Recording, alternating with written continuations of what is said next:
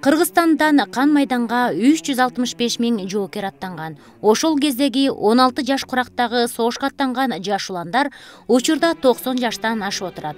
Алардын бири Ысык Ата районуна караштуу Кант шаарынын тургуну Жумадыл Курманов. Улуу ата мекендик согуш ардагеринин абалын билүү үчүн биз атайы Кант шаарына сапар алдык.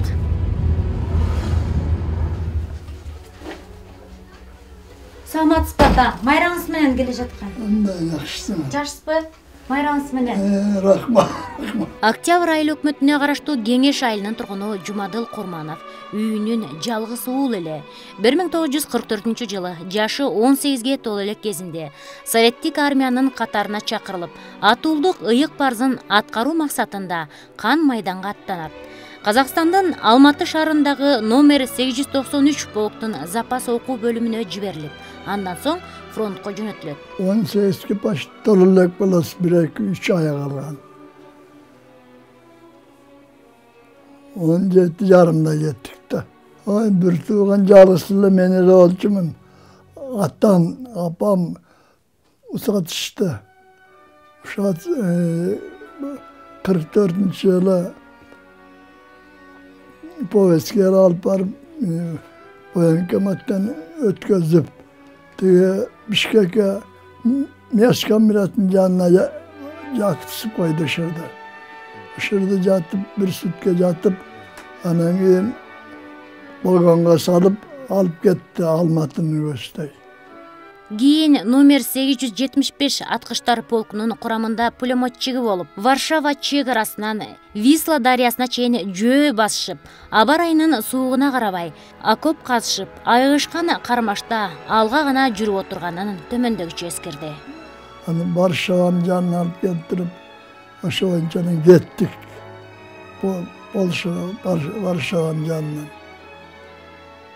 Биздин батальон, стрелковый батальон болчу.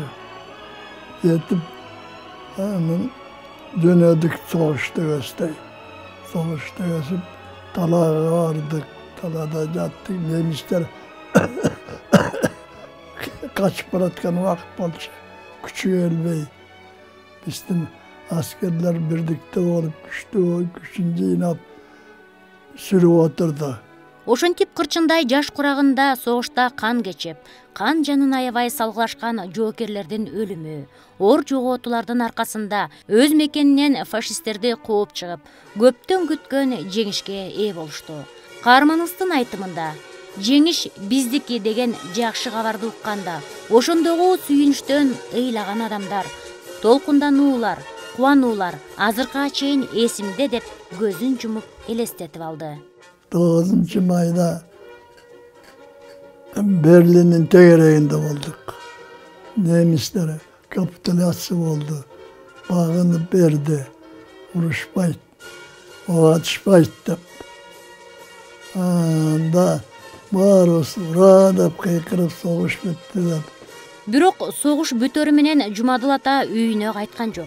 1946-жылы Мурманск шаарына кызмат өтөөгө жөнөтүлүп, атайы аскердик бөлүктүн командири болуп дайындалып, ал жактан аскердик техниканын бөлүмүн иликтеп, тактикаларды жана башка аскердик сырларын үйрөнгөнүн эскерет. Күндө караңгы түндө эле кетип баратабыз деп, күндүз саат 3-төрдө.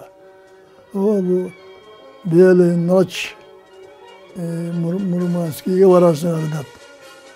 Анан саат 3-тө Мурманскиге келдик. Келип түшүп казарма кирсек, караңгы ак. Караңгы түн экен да, күн көрүнбөй калат экен да.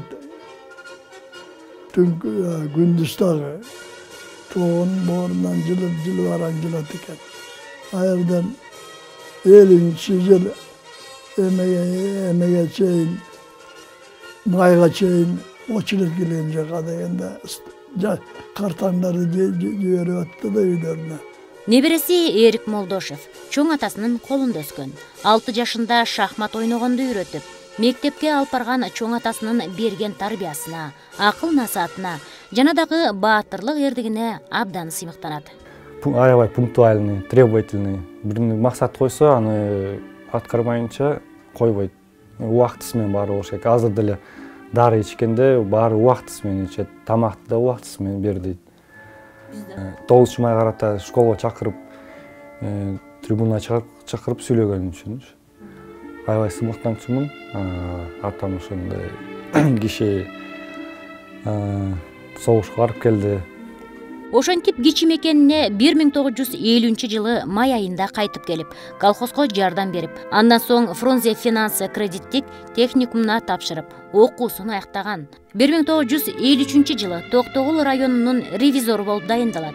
Ишин мыкты билгендиги үчүн Ош облусуна финанс бөлүмүнүн улуу инспектору болуп, 1959-жылы Кант шаарына мамлекеттик коргоо инспекциясынын жетекчиси болуп келет. 1978-жылы Ысык Көл облусунун мамлекеттик банкынын айыл чарба бөлүмүнүн улуу экономисти болот.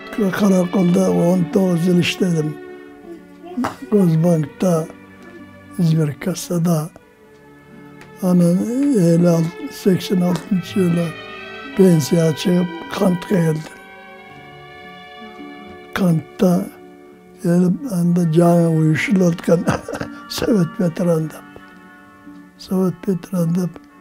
орун базары кылып шайлап койду.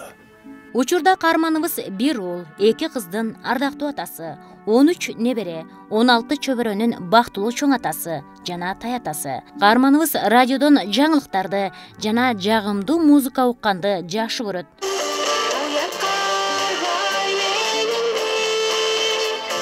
Ата мекенинин эрдиги үчүн күрөшкөн жоокер, баатырлар майтарылбас эрдиктери менен элге тынчтык белек кылган.